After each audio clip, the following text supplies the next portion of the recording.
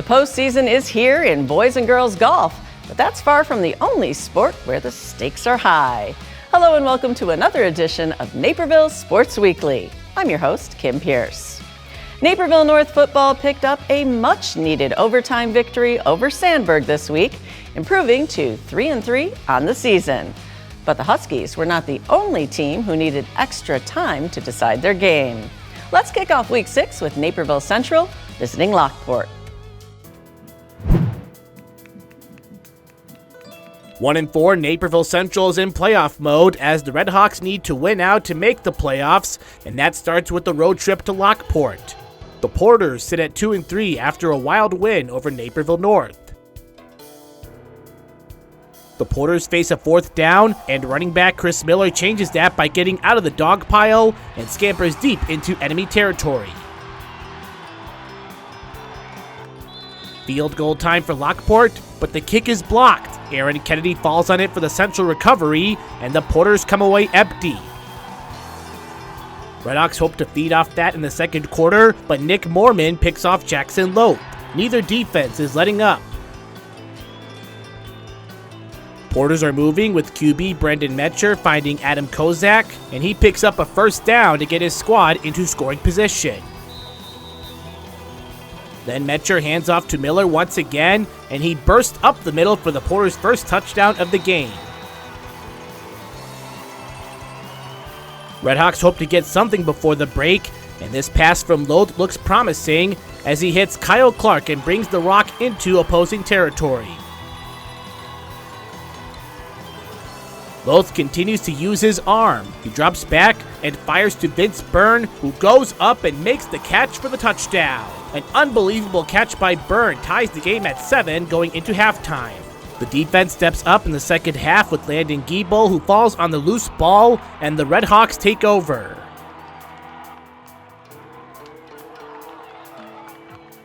Late in the fourth, the NCD continues to lock in as Matt Guerin makes a huge tackle to force Lockport to punt. Gavin Ellison steps on to attempt a 48-yard field goal, and the kick is no good. We remain tied at 7, so let's go to overtime. Lockport takes the ball and goes for it at the 1, so it's Miller's time. He cracks the plane and gets in for his second touchdown of the game, and the Porters take a 14-7 lead in overtime. Central with one last chance as Loth rolls out and heaves up a prayer. The ball gets deflected, but caught off the ricochet by Byrne. It may be a touchdown, but an illegal man downfield penalty wipes it off. So the Redhawks have one last shot again, with Loth looking for Clark, but it's incomplete, and the Redhawks' playoff hopes are dashed as the Porters take a 14-7 overtime thriller.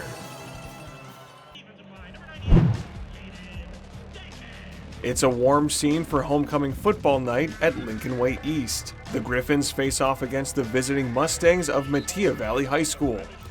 Lincoln Way East remains undefeated after dominating Naperville Central last week, while Metea Valley is coming off a loss to Neuqua Valley. It's a big play to start things off as just into the first quarter, senior Jonas Williams makes a record-breaking touchdown pass to Matt Orban. The first score of the night sees the USC commit surrounded by his teammates to congratulate him on the record-breaking touchdown pass. Now the Mustangs have the ball as Charlie Larson looks for a complete pass to Marcus Seward, but it's intercepted by Kelvin Hayden. Griffins with the ball back, and Williams throws from the 35 to Jack Murphy. Murphy is in full motion as he charges to the end zone for a touchdown. Both teams are near the 22-yard line as Larson has the ball. However, Charlie Palmer and Jacob Alexander get the sack to bring the Mustang down at the 10-yard line. Right at the 35-yard line, Williams makes a long throw to Chauncey Robinson at the end zone for the Griffins to secure their third touchdown of the night. Second quarter is underway, and Williams hands the ball to Brody Gish, looking for the end zone, but Gish gets ambushed by a herd of Mustangs near the 10 for third down. The ball gets snapped at the 16 as Williams once more throws a complete touchdown pass. This time to Matt Orban, who makes the catch right at the end zone. It's 28-0 Griffins. At the 26-yard line, Metea Valley's Larson has the ball, and the Mustang takes off for 74 yards, but gets pushed out of bounds by Justin Titus. This is good for a Mustang first down. Lincoln Way East remains ahead 28-0 going into halftime. About 5 minutes into the third quarter, Tyler Nolenberg of Lincoln Way East aims for the end zone, where Chauncey Robinson gets the catch for a touchdown. Griffins with the ball once more, this time on the 6-yard line. Nolenberg hands off to Gish, who finds his way through both teams and into the end zone for another Griffin touchdown. Fourth quarter underway with a running clock and ball on the 10. Larson hands to Zolan Terry, who is trying to get the Mustangs on the board, but gets stopped on the 4 for third down. Near the end zone, Larson squeezes his way towards the blue for the Mustangs' first touchdown. The late-game touchdown ends the night, and the Griffins celebrate their homecoming by taking home a 42-6 win and a record-breaking touchdown pass over Metea Valley.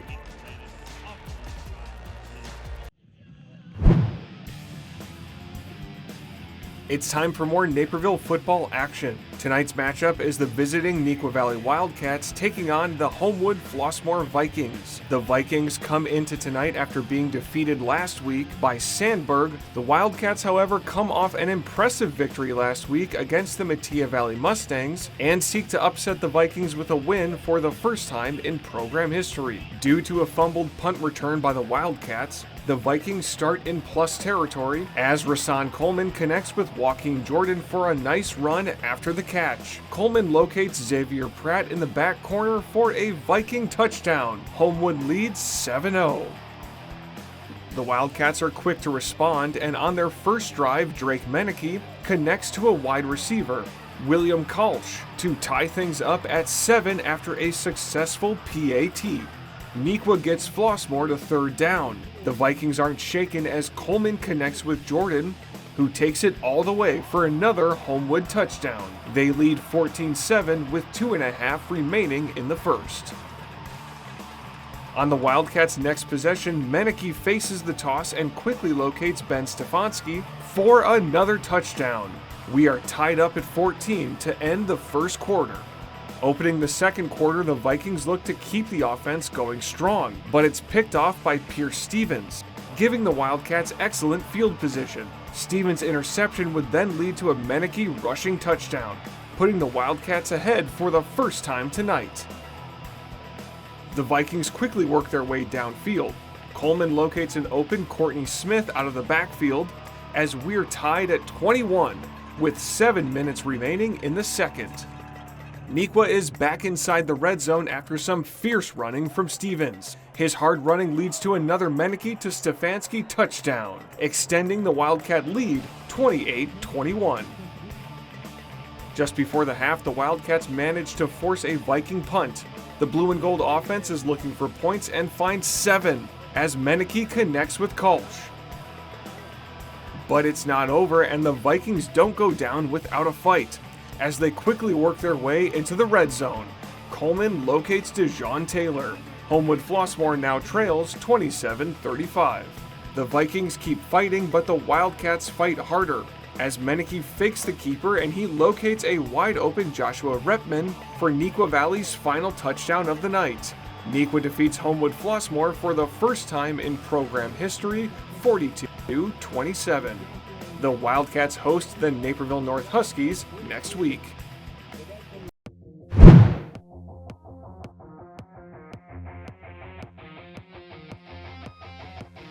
Waubonsie Valley has the home field advantage tonight, facing off against the Wildcats. Not their rival Neuqua Valley, but the Normal West Wildcats. Waubonsie is coming off of a loss to Lincoln Way West last Friday, while Normal West is riding high after a victory against Peoria Notre Dame High School.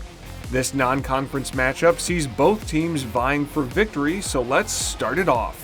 After several near touchdowns, here we are 7 minutes left in the first quarter, and Normal West's Chase Sennett sends the ball into the end zone to CJ Payton. The Wildcats get on the board first, and the score is 0-7 Normal West. 3 minutes later, Waubonsie Valley is near the Normal West end zone. Number 17, Colin Ford, decides to take matters into his own hands and runs it in for a Warriors touchdown. It's tied up 7-7 nearing the end of the first quarter. It is a back and forth battle on defense until the second quarter. Sennett finds another one of his players in the end zone, with Ryan Carmona making a great catch. 6 minutes, 45 seconds left in the second quarter. The extra point is no good for a score of 13-7 with Normal West in the lead. Waubonsie's number 19, Abriel Epting, makes some great runs for the Warriors to gain some momentum back for them. But the ball is fumbled and recovered by the Wildcats. Normal West has the lead as we head into the third quarter. Sennett undertosses the ball to Cody Mulbauer, and just when it looks like he's surrounded by Warriors, he turns on the Jets and leaves them behind, heading into the end zone for a 90-yard touchdown and a lot of momentum for Normal West. The Wildcats do not get the extra point, but they lead the Warriors 19-7 in the third quarter. 3.5 minutes left in the third quarter, and Waubonsie Valley holds strong, but needs some momentum of their own. Luckily, Nolan Alberson heaves the ball downfield, and it's caught by Gavin Ali Hanlon for a green and white touchdown. That gets Waubonsie their momentum, and the score is 19-14. Warriors down by 5. That's not all. Here's Waubonsie's number 19, Epting, running in for another touchdown. Epting added this to his impressive yardage throughout the night, as he runs the ball into the end zone again on the very next play to push Waubonsie past Normal West to take the lead for the first instance of the night. It's 19-22 Warriors. The tug of war isn't over yet, as the Wildcats send the ball to Ifo Baskins, and he finds green grass ahead of him all the way to the end zone for another Normal West touchdown. The Wildcats are back in the lead, 26-22. That doesn't last long as we head into the fourth quarter, and Waubonsie Valley's forward runs into the end zone once again for the Warriors. That's Waubonsie Valley getting the lead again, 26-29, and there's only 6 minutes left in the game. But a lot can happen in 6 minutes, like Normal West's Malik Givens-Smith managing to squeeze his way downfield for yet another touchdown to add to the back-and-forth showdown on offense. Wildcats have 33 and Warriors have 29. 5 minutes left in the fourth quarter. It's not just an offense game as Alberson throws downfield looking for a Warrior, but it's caught by Baskins for the interception. And a late game shift to Normal West having the energy on their side. That energy pays off for Mulbauer once again, and he runs the ball to put more points on the board for Normal West. With 2 minutes left in the game, Normal West has 40 and Waubonsie has 29. But if you think it's over, think again. Waubonsie sends Ford running and weaving into another touchdown, inching Waubonsie Valley that much closer to catching Normal West as the game goes into its final minute with a close score of 40-35. Normal West in front. Waubonsie kicker Sebastian Herrera goes for the short kick, and it pays off. The Warriors get the ball back, 1 minute left in play. It is a nail-biter, and the energy is in the air. But Waubonsie Valley doesn't spend any more time in the end zone this game, as Normal West claims victory. Final score 40-35 Wildcats. Waubonsie Valley has another home game against the Chargers next week.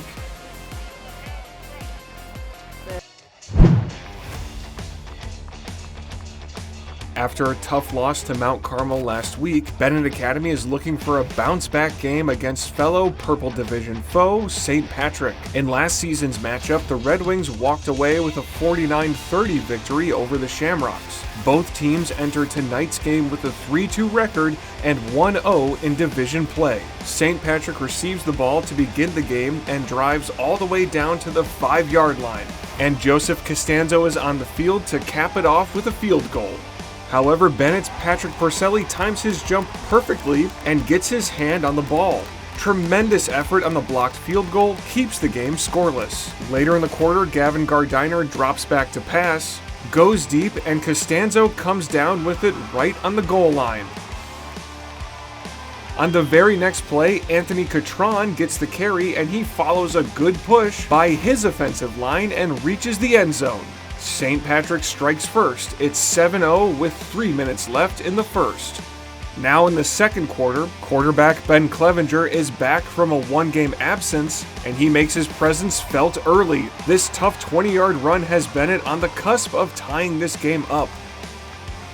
Moments later, Joe Salvino takes the handoff and plows forward for 6. The Red Wings tie the game up at 7-7 early in the second quarter. After a stop, the Bennett offense is back on the field. Clevenger drops back looking for a screen pass, but the Shamrocks' pass rush makes him change his plans. He scrambles a bit before finding some open space down the sideline, and he's able to advance all the way into the red zone. The 37-yard run once again has Bennett in scoring position.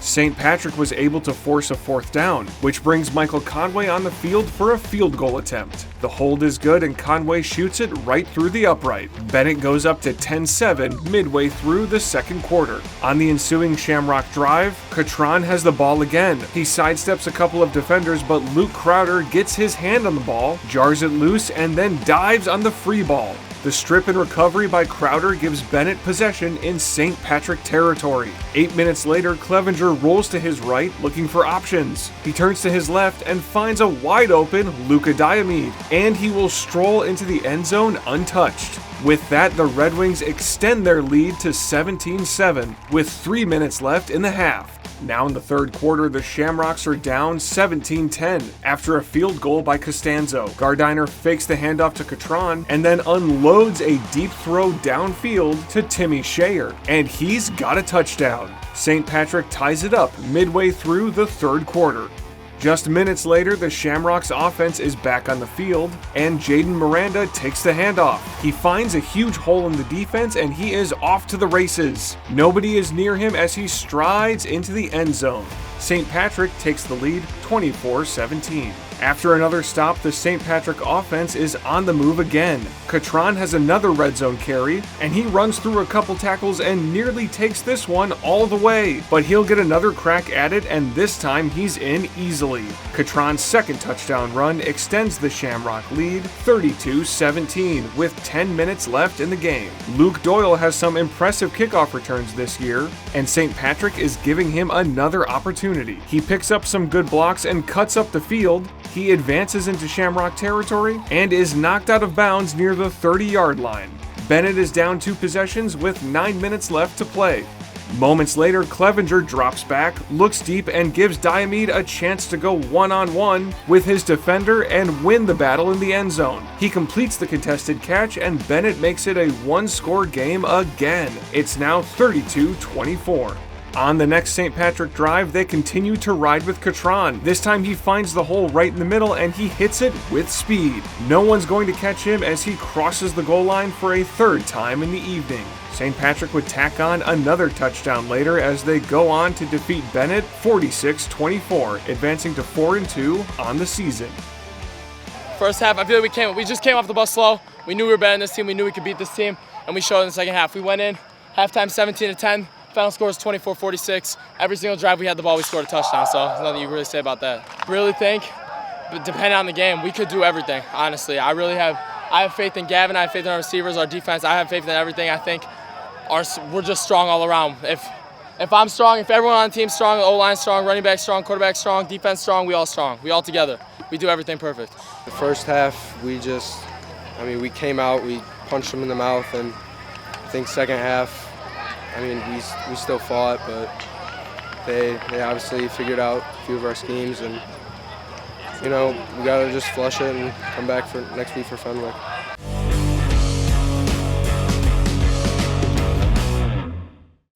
After the break, we'll take a look at who's moving on to the sectional round with the boys and girls golf regionals. Okay, 500 deluxe garden gnomes. Wow. I only meant to order 5. There's not enough money in my account for these. I'm gonna get charged. 2 things I just can't deal with: overdraft charges and garden gnomes.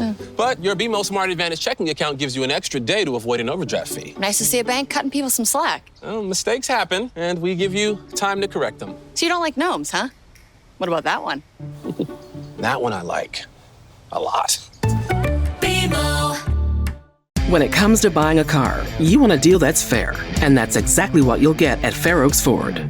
It's why J.D. Power has named us the best customer experience in the business 4 years in a row. You know you'll experience fairness every step of the way. Right now, it's all about the zeros. Get 0% APR, $0 down, and 0 payments for 90 days on our most popular models.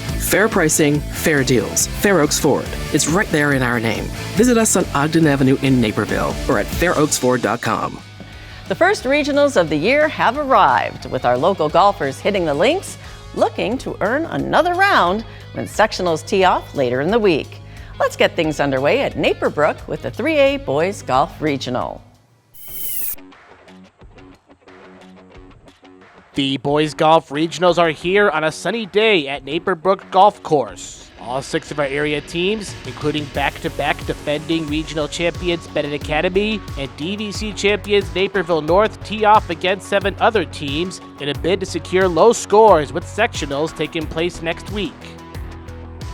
Caden Shaw from Mattia gets out of the sand on the first hole, and the flop takes a good roll. He shoots an 81, but that's not enough to get him to sectionals. Daniel Zhang for Nequa looks to build off his DVC individual tournament championship with an eagle, but it comes up short. Zhang hits the birdie and moves on to sectionals after a round of 71. Drew Allen is hoping to tag along. He executes this approach with excellent concentration and caps it off with the birdie as he, Zhang, Connor Rodebaugh, and Tegan Clancy all qualify for sectionals as individuals. Hole 3 is a favorite because Anish Kamdar hits a birdie as well and shows his signature celebration after the shot. Avi Kanduja says, "Hold my golf bag." The reason? It's because he also shoots 1 under on the same green. Then Adam Torian quotes, "It's my turn for a birdie. Everybody gets a birdie on hole numeral trace." Over to the 4th green featuring Bennett senior sensation Caden Peterson. He is the new all-time scorer for Bennett after shooting a 65 in a tournament a couple of weeks ago, and he hopes to bring that fire this postseason, and he's doing that so far with a tee shot onto the dance floor. Luke Donovan lines up for a super long birdie. The putt looks to be in his favor until it slows up too early, so Donovan takes the par. More from Bennett on the 4th green par edition, featuring Rory Neal, who sinks it in from a long distance. Colin Mills from North follows up a strong tee shot by settling for a birdie putt to stay 1 under on the par 3. Up next is Lincoln Schultz, who displays a good chip, putting him in a spot to display the par on the next stroke. Over to hole 11, where Evan Pertali shoots 1 under and celebrates in the spotlight. Red Wings get a lot of insurance on the round as Will Matheson secures the birdie. Back to Peterson, who pars and shoots a 71, the second lowest score for the Red Wings. Naperville Central gets a sectional qualifier via Christian Hay, who is one of 3 Redhawks to do so, thanks to a great tee shot that stays put despite the strong backspin. Here's Henry Homiser for North at the tee box. The shot falls on the green and nearly goes in for a hole-in-one. Homiser keeps the scorecard clean on the 12th green with a par. Trevor Schmidt is on to tee off on the same green, and this one lands in his favor with a backspin, and that one almost finds the bottom of the cup. So Schmidt completes the task with the birdie. We stay with Schmidt on hole 18, where he chips onto the green and pars to end his day, leading the Huskies with a solid round of 70. Kamdar and Torian put on strong performances and help lead the way for the Warriors after shooting a round of 72. Kamdar birdies on the final hole to cap off his day. Here is Graham Kavanaugh, who thinks he finishes on a strong note with an eagle, but we're just getting started. The reason is Jack Quill, who wants to get his ball near the cup, but he wants it all, and his wish is granted with an eagle. That shot forces a playoff between him and Kavanaugh for the individual regional title. Both Kavanaugh and Quill hit the green with Kavanaugh on to putt. He misses the birdie, but hits the par, forcing Quill to hit it in 2 shots to keep the playoff going, or 1 to win it all. Here's Quill for the birdie and the win. No good. So Quill makes the par, and the playoff is still on. The two tie on hole 2, so let's go to hole 3. Quill can put the pressure on Kavanaugh with the par, but it comes up short, so Kavanaugh can end it with the par putt. Kavanaugh keeps his cool, putts it home, and wins the individual title with the round of 68. The good news for Quill is that his team, Bennett Academy, wins its 3rd straight regional title, as the Red Wings, Warriors, and Huskies all qualify as teams, while 7 other area golfers follow as individuals.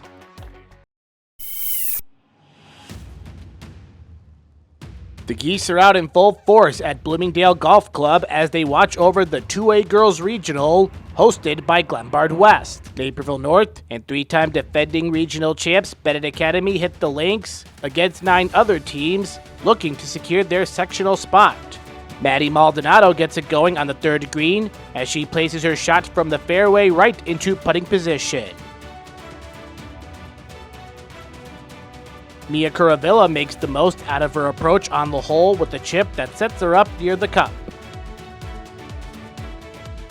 Over to hole 6, where Bennett's Lauren Goss continues her strong start to her freshman campaign, and this lag putt shows why. Despite the early stop, Goss takes the par. Another freshman taking an extra step is Allie Andrews from Naperville North. Her round of 92 is good enough to earn her a spot in sectionals as an individual. Wheaton Warrenville South golfs with the Husky and Red Wing group. Here, Caroline Scholes launches a rocket onto the hole 9 par 3 that lands in her favor and settles for par. Back to Goss, who also launches a laser to the landing zone, which gives her an opportunity to birdie.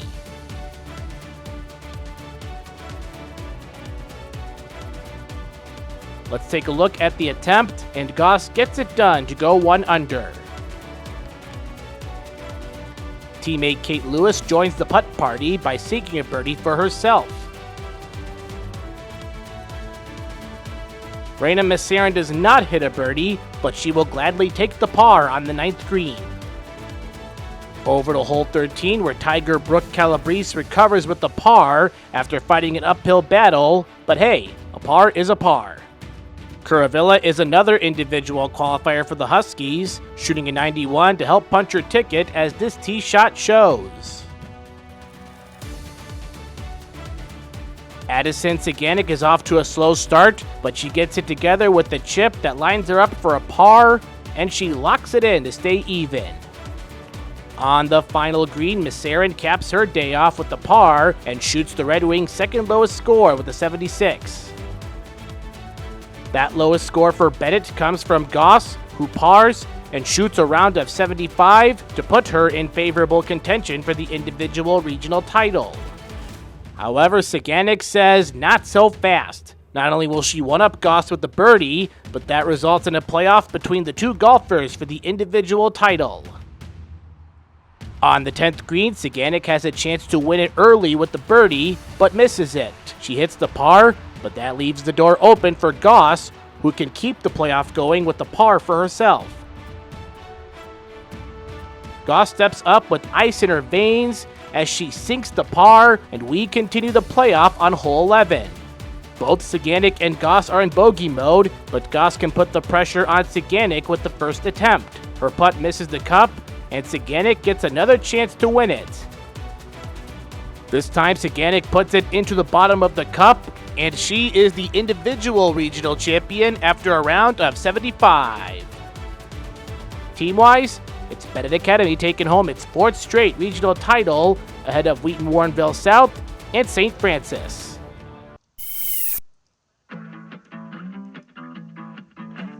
Bliss Creek and Sugar Grove host the West Aurora Girls Golf Regional.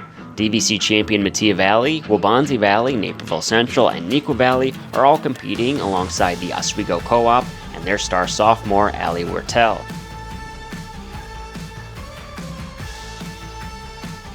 Waubonsie Valley is eager to get as many golfers as possible through to sectionals, as the Warriors will play host at their home course of Springbrook. Senior Hannah Lee is moving on to the next round with a score of 88. Naperville Central junior Alexa Miller chips from about 90 yards off the green on the 9th hole. She plops her chip down within a few feet of the pin. A great shot to end on, but Miller and her senior teammates Aaron Hackett and Poppy Marusin miss out on the cut as all three shoot matching 92s. Another Waubonsie golfer punching her ticket to sectionals is Sia Sohal, who taps in a putt on the 9th hole. Sohal with an 84, second best on the team, and a top 15 score on the day. Plainfield East just misses out on making the top 3 team scores, but sophomore Taylor Miller shoots a 76 and will advance alongside teammate Kendall Battle with her round of 84. Plainfield North finishes in 3rd place and will move on to the sectional as a team. Junior Kylie Sanborn leads the way for the Tigers with a birdie on the 9th hole and a tie for the second best round of the day with a 73. Minna Sham from Waubonsie Valley ends the regional with a top 5 finish. The junior comes inches from sinking a long birdie putt on the 5th hole. She will advance with her round of 76, while freshman teammate Alyssa Straub also makes the cut with an 88 to put 4 Warriors into the sectional. Ashika Patel from Naperville Central is also heading to sectionals for a 3rd consecutive season. The Red Hawk comes just inches short of her own long birdie attempt, but the senior will have a chance to make state after her round of 87.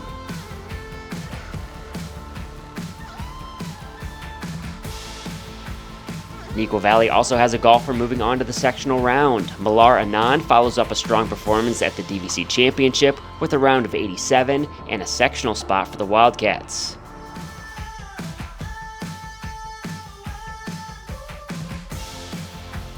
Naperville Central senior May Binkowski is right on the cut line entering the final hole. She sticks a chip shot within a few feet of the cup and sinks the putt. That gives the Red Hawk an 88, sending Binkowski to sectionals for a 2nd straight season.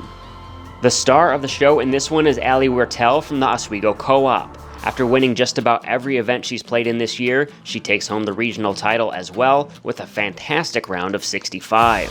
Metea Valley is moving on to sectionals as a team after a tie for 2nd with a score of 325. McKenna Wigfield tallies a 77, but the star Mustang on the day is freshman Maya Shah and her 73 as she sinks a par on the 18th hole to end her round. The Mustangs are back in the sectional for the first time since 2023. The Oswego Co-op wins the regional title with a round of 310. Girls volleyball enters the 2nd week of conference play, and the action continues to heat up. Let's check out a pair of thrilling matchups on the court, with Metea Valley visiting Naperville Central and Naperville North hosting Waubonsie Valley. Welcome back to some girls volleyball action. Tonight's matchup is the Metea Valley Mustangs on the road facing the Naperville Central Red Hawks. The Mustangs come in with the chip on their shoulder after falling to Downers Grove North, while the Red Hawks look to defend home court again with another victory after beating DeKalb. Metea gets off to a strong 5-0 start in the first set thanks to a return shot from Alana Scheil and an ace from Ashley Ward.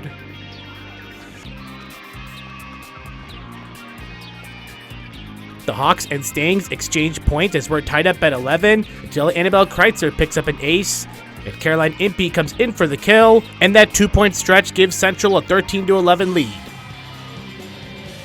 Central seeks to keep the scoring going as the two engage a rally until Impey hammers it down for another kill. Following Impey's kill, Kai Seaton picks up an ace, and that forces a Mustang timeout as Central takes a commanding 17-12 lead. One last opportunity here for the Mustangs in the first set, but it's Impey on the kill to give Central the set 1 victory 25-20. Ward starts the second set on fire as she delivers 3 aces, getting the Mustangs out to an early 5-0 lead, forcing the Red Hawks into an early timeout. MV tries to keep the scoring attack going, but the Red Hawks can finally respond as Impey gets a kill for Central's first points of the second set. The Red Hawks look to keep the scoring option going as they climb back in it, and Olivia Mondythe gets the kill, assisted by Mia Bondi, but the Red Hawks still trail 17-12. Central looks to stay alive as it's set point trailing 24-22 as they get it over the net again to engage another rally, but this time Olivia Stewart for the Mustangs slams the door shut and Metea takes set 2 25-22. Third and final set is underway with Metea attempting to return the ball over the net, but Impey shuts it down, setting the tone for the Red Hawks as they jump out to a 5-0 lead. Central keeps the attack in complete control on the final set as Kreitzer gains another kill, and it's 11-5 Central. The Mustangs attempt to stay alive as they refuse to let up another Central point, and they engage into another rally as Ava Guzowski dives for the save, setting up Annie Burke for the kill, but still trail 17-10. Last shot for the Mustangs on the serve. The two engage in their final rally of the night as Mattia refuses to give up. Redhawk Sophia Sfinjen says otherwise as she delivers the knockout punch on the Mustangs as Central takes it in 3 sets over the Mustangs.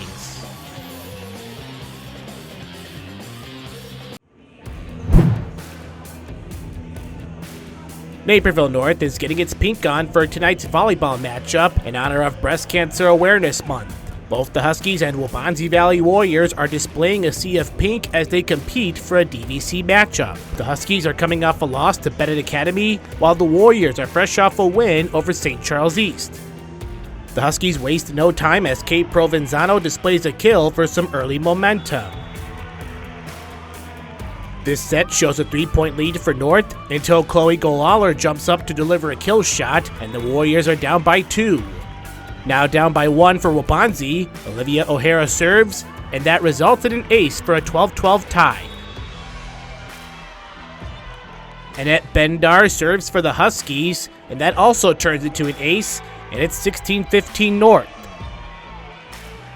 After 4 points for W, Hannah Cross passes to Alex Axelson, who delivers a kill shot, and it's a 3-point deficit for the Warriors. Set point coming up for Naperville North, but the Warriors put a stop to it as Haley Petrick serves and draws another ace, and the set keeps going with Waubonsie trailing 24-23. Set point coming up for the Warriors as Petrick serves to Craslin, and she seals set number 1 with the kill shot, and Waubonsie wins 27-25. Set 2 is underway with Naperville North trailing by 4. Joelle Pye Blacknerd goes for a hard smack on the ball that goes out of sight. Emma Chang for North is looking to catch up with the hit over the net, but Craslin taps the ball back to the other side for the Warrior point.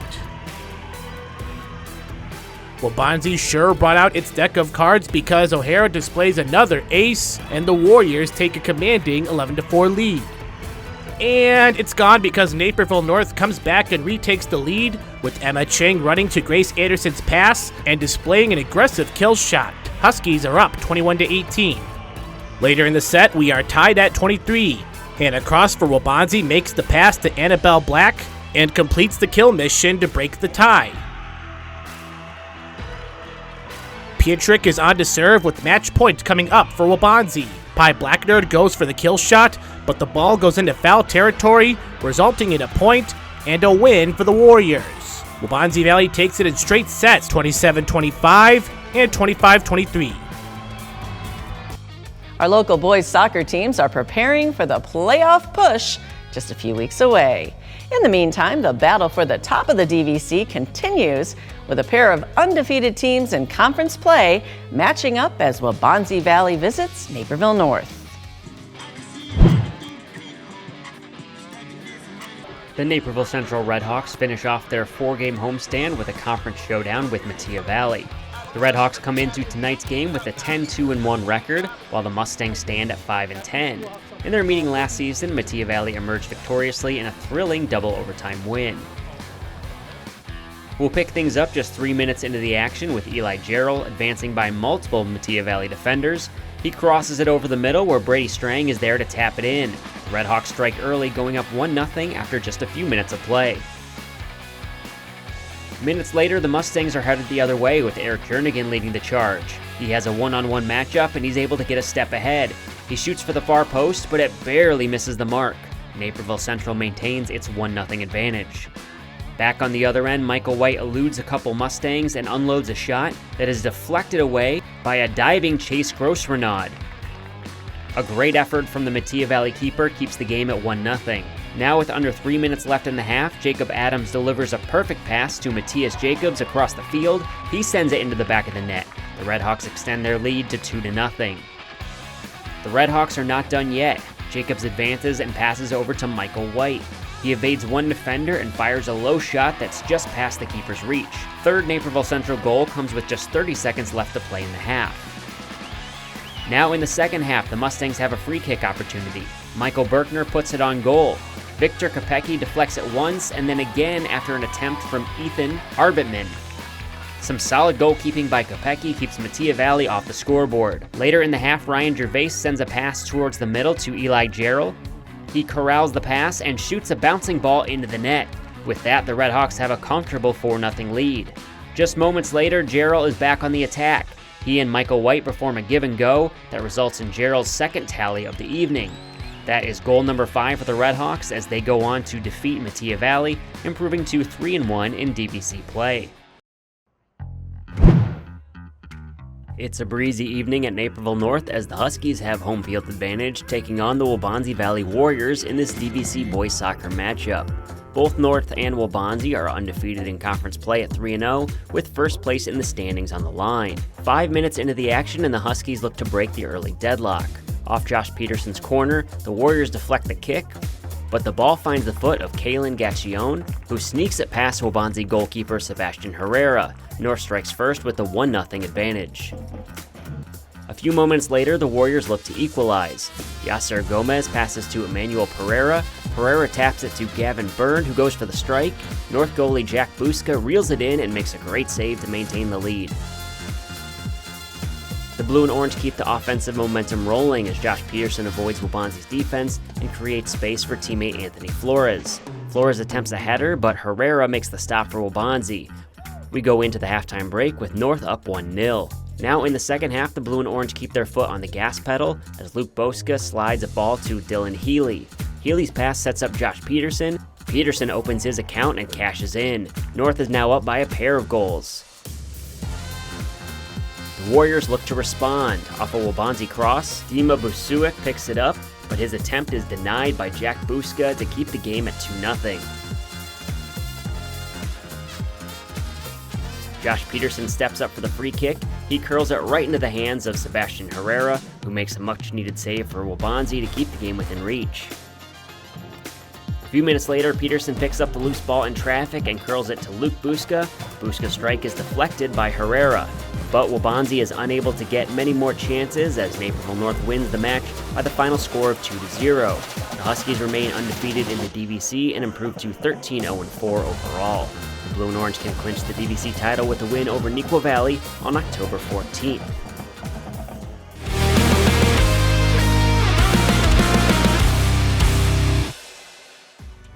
Naperville Central boys soccer took on Metea Valley from the Redhawks home field. We're coming into play as the Redhawks are up by 1 goal with under 3 minutes left in the half. Here's Jacob Adams delivering a perfect pass to Matthias Jacobs across the field, and Jacobs puts it in the back of the net. The Redhawks extend their lead 2-0. Here's another look at that stellar teamwork that sets this play apart. Adams' pass perfectly arcs right over Metea to find Jacobs, who's ready to maneuver it into the goal. The kind of teamwork that saw Naperville Central run away with a 5-0 victory over Metea Valley. Coming up next, we'll be making a splash with plenty of girls swimming headed your way. Hello, I'm Stephen Holt from NBC5, enjoying a beautiful day here on one of Naperville's covered bridges. Just as this bridge connects the community, NCTV 17 connects neighbors with the stories they share. So join me on Thursday, November 13th as I host the morning show. It's a fundraiser to support Naperville's nonprofit TV station. Get your tickets today.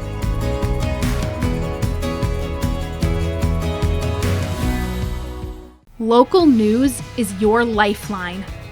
Let the Daily Herald help you navigate your world with solid reporting, good advice, and a much-needed diversion or two. The girls' swimming season is still a couple of weeks from the conference meet, but preparations for the postseason are already underway. Let's head to Naperville North, where the Huskies welcome the Warriors from Waubonsie.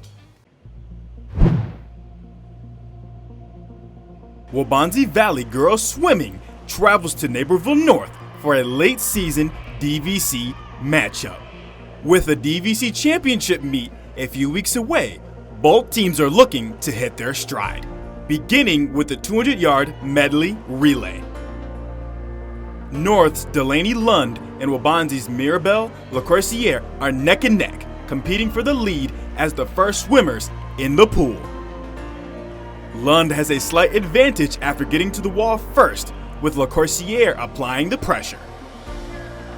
Anchors Anna Huncharek from Waubonsee Valley and Husky Caitlin Vonneman are neck and neck as the Warrior gets to the wall first. LaCourciere, Brooklyn Lantisser, Abby Brown, and Huncharek finished first, an overall time of 1 minute 53.25 seconds, with the Huskies not far behind with a time of 1 minute 53.74 seconds. Time for the first individual race, the 200-yard freestyle. Warrior Estelle Castaneda has the early lead, with North's Sophia Oliveira and Warrior Madeline Hartzell not far behind. The two Waubonsee teammates pull ahead and the two compete for a first place finish. Going down to the wire, Hartzell gets the victory with a time of 2 minutes, with Castaneda finishing in second place in 2 minutes and 1 second. Jules Swatland gets the third place finish for the Huskies. The Warriors continue their strong start into the 200-yard individual medley, with Warrior Abby Brown out in front. Brown continues the strong start for the green and gold with the first place finish with a time of 2 minutes 18.80 seconds. Brooklyn Lantisser takes second for Waubonsee, just ahead of Husky Abby Pobosny in third. Moving on to the 50-yard freestyle. Just like the first relay, as North's Delaney Lund and Waubonsee's Mirabelle LaCourciere are side by side as the swimmers come flying down the pool for the fastest race of the night. In a photo finish, the Husky reaches the wall first in 25.05 seconds, with LaCourciere finishing in 25.45 seconds. Caitlin Vonneman from North is just behind the top two in third place. In the 100-yard butterfly, LaCourciere, the talented freshman, goes head-to-head against fellow freshman Sophie Rutkowski from Naperville North. This time, it's the Warrior who gets to the wall first, with Rutkowski a couple seconds behind. A season-best time of 59.74 seconds for LaCourciere. The Huskies look to build some momentum in the 100-yard freestyle. Lainey Lund gets out to another strong start as Warrior Kaylin Ball is just a half stroke behind. Down the final stretch, the Husky finishes on top in another close race with a time of 55.08 seconds as Kaylin Ball is next to reach the wall in 56.25 seconds. Jumping ahead to the final race of the night, the 400-yard freestyle relay. Both teams looking to finish the night strong as LaCourciere has the slight advantage for the Warriors over Pobosny, swimming for North. LaCourciere reaches the wall first, allowing Hartzell to extend their lead as North's Sophia Oliveira looks to close the gap. After Malini Modeman continues to push the lead for the Warriors, Huncharek glides through the water and reaches the wall first for the green and gold.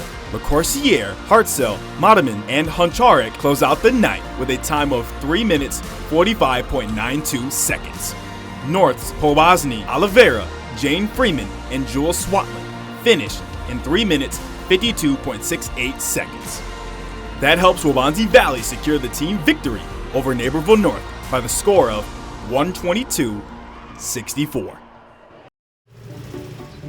Okay, 500 deluxe garden gnomes. Wow. I only meant to order 5. There's not enough money in my account for these. I'm gonna get charged. 2 things I just can't deal with: overdraft charges and garden gnomes. But your BMO Smart Advantage checking account gives you an extra day to avoid an overdraft fee. Nice to see a bank cutting people some slack. Well, mistakes happen, and we give you time to correct them. So you don't like gnomes, huh? What about that one? That one I like a lot. BMO. 2 dealerships side by side, identical in every way. What makes the difference? The experience. That's why more people choose Fair Oaks Lincoln. Incredible selection, knowledgeable salespeople, and a world-class experience you can't find anywhere else. Right now, get 0% APR, $0 down, and 0 payments for 90 days on our most popular models at Fair Oaks Lincoln in Naperville. When you're a new head coach leading a swim program, it's nice to have a standout to lead the way in the water, but it's even nicer to have 2.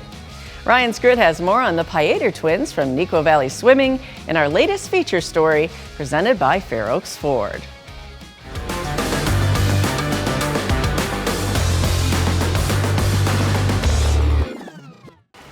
A pair of swimmers is making a splash at Neuqua Valley High School, setting their team up for success while earning records along the way.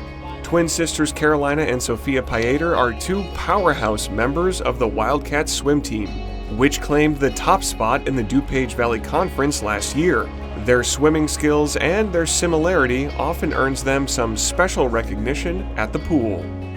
I think it's so fun. I think it's cool how me and Sophia, we're not only just twins, but we're also tall, so we stand out.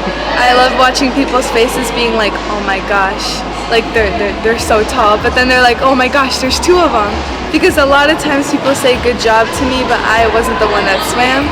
So I just think it's fun. Now in their junior season, the freestyle specialists already have numerous victories to their names as they reach for new heights this fall. Because we do different events, it's fun to support each other. You know, it's like one of us has a bad day, just put it aside and focus on supporting the other one. So if I have a bad race, I'm just going to ignore that and then focus on her race and tell her that she's got this. If we compete against each other in like the 100 free, for example, then yeah, it's fun, you know, because twin versus twin, who's going to win? Sophia is more of a sprinter, swimming shorter events like the 50 freestyle and the 100 backstroke, while Carolina swims long distances in the 200 free and the 500 free, with both athletes participating in the 200 and 400 free relays. Their performance in the water has helped Neuqua Valley to an undefeated start in DVC meets this fall, with the postseason just around the corner. For first-year head coach Chris Rinaldo, the Twins provide dual production that makes life easier for someone taking over a historically strong program. You look at the history of this school and you look at the history specifically of this swim team, and it's tremendous. When you have both those twins come in like that and just the presence that they have, it is phenomenal. I think that you look at both of them of how far they've come from freshman year to even now as juniors, and both of them are swimming with so much confidence this year, and it's great to see. The pair have been swimming since they were 3 years old and competing all 3 of their years at Neuqua. Qualifying for state in multiple events at sectionals last year gave them both that competitive experience, but their impact goes beyond their performance in the pool. Just the chemistry and the sportsmanship that they bring to this program is tremendous. It's tough to find a lot of individuals out there that have a lot of those qualities. In swimmers specifically, and both Carolina and Sophia have those. We can tell each other anything because we always trust each other in the pool, so if one of us had a bad meet, we know we could trust to talk to that person. Because we swim different things, I think it's just fun to see each other advance when we sometimes don't get to see each other training because we're in different groups, but I think it's pretty fun to see each other swim. Nothing is really that personal, so just focus on yourself. And also focus on the team though, focus on supporting for each other, being there for the girls, and just working hard, because without hard work, you can't succeed. Sophia and Carolina are both training to place in the top 5 this season and want their name on the record board before their time at Neuqua Valley comes to an end. Some lighthearted sibling rivalries can help spark that competitive spirit. Sometimes my dad likes to place a bet, whoever wins gets something, so it's competitive like that, but it's all fun. My dad from the stands would say, I'll bet whoever wins gets money, and then we would make a deal and say, okay, you can win this one if I win the next one. For Naperville Sports Weekly, I'm Ryan Scrid.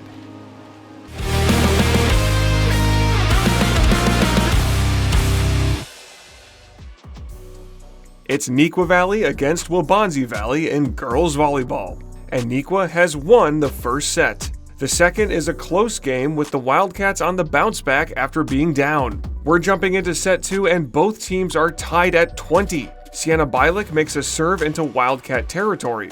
Tatum Kelly passes the ball over to Alexandra Durkin, who swings strong to the open court. Let's take a look at that again and notice how the placement makes the difference. Durkin has 2 blockers in front of her, but she swings strong and smart for the open spot on the court to catch the defense off guard. This point put Nikwa in front for the first time in the second set. The big momentum here led the Wildcats to win the second set and walk away with a victory.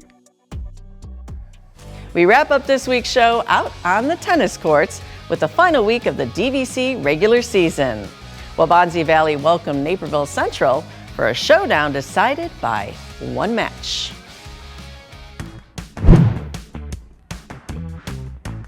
Naperville Central girls tennis takes on Waubonsie Valley in a DVC match to wrap up the regular season.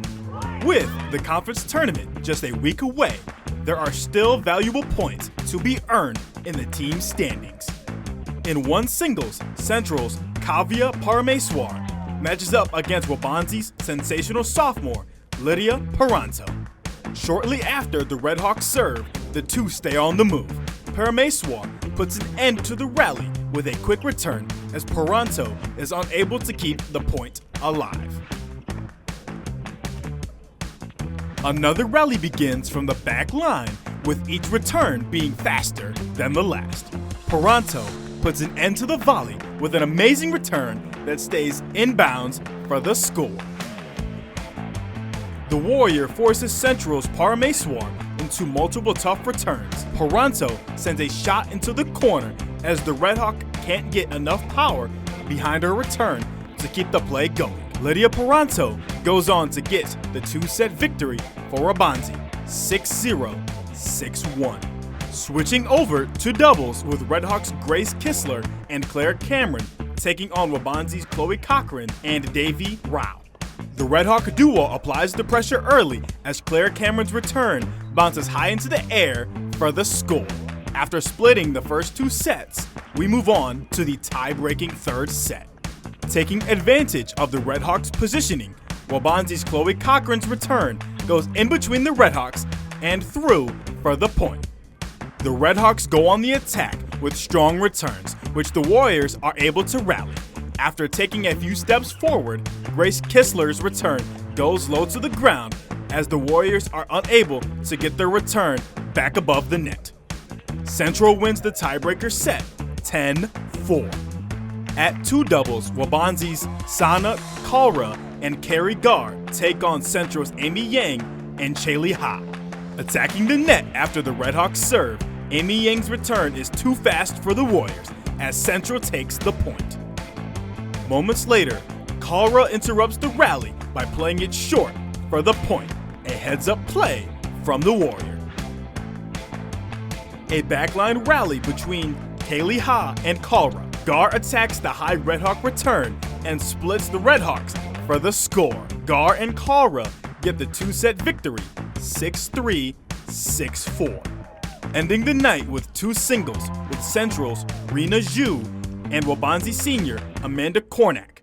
The competitors split the first 2 sets and head to a tiebreaker. Starting things off with a rally as Zhu and Kornak are on the move. The Redhawks sends a return to the left corner as Kornak can't keep the ball alive. Later on, the Warrior looks for momentum with the serve. Kornak's return bounces in front of Zhu for the return, but is unable to get the ball back over the net. Moments later, Zhu's return is just out of reach for the score, as the Redhawk is able to emerge the victor. That helps Naperville Central get the team victory over Waubonsie Valley, 4-3. And that wraps up the latest edition of Naperville Sports Weekly. Next week, we'll have the golf sectionals and the first flag football playoff games in Naperville history. You can find all our highlights, feature stories, and community sports on nctv17.org. And you can also find us across all social media platforms at NCTV17. For Naperville Sports Weekly, I'm Kim Pierce. We'll see you again next week.